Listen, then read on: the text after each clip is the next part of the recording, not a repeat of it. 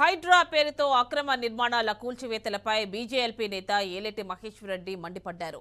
ఎన్నికల ముందు ఇచ్చిన హామీలను పక్కన పెట్టి ఇప్పుడు హైడ్రా పేరుతో రేవంత్ రెడ్డి సంచలనం చేస్తున్నారని అన్నారు. దానం నాగేందర్పై హైడ్రా కేసు నమోదు చేసినప్పుడు మరి ఆయన్ను ఎందుకు అరెస్ట్ చేయలేదని నిలదీశారు.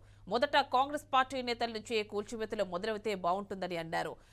మంత్రి పొంగిలేటిపై కూడా అక్రమ నిర్మాణాల ఆరోపణలు ఉన్నాయని చెప్పారు.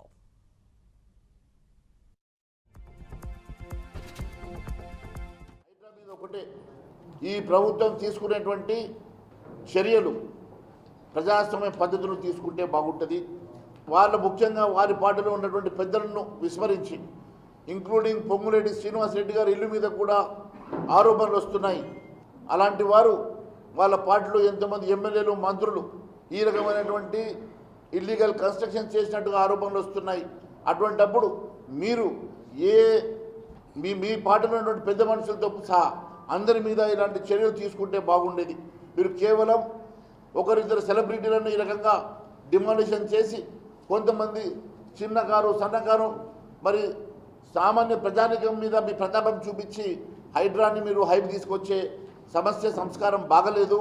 నిజంగా మీకు చిత్తశుద్ధి ఉంటే ఈ రాష్ట్రంలో ఇలాంటి ఇల్లీగల్ కన్స్ట్రక్షన్స్ రాష్ట్రం మొత్తం ఎన్నున్నాయో దానికి చెప్పాల్సిన అవసరం ఉన్నది.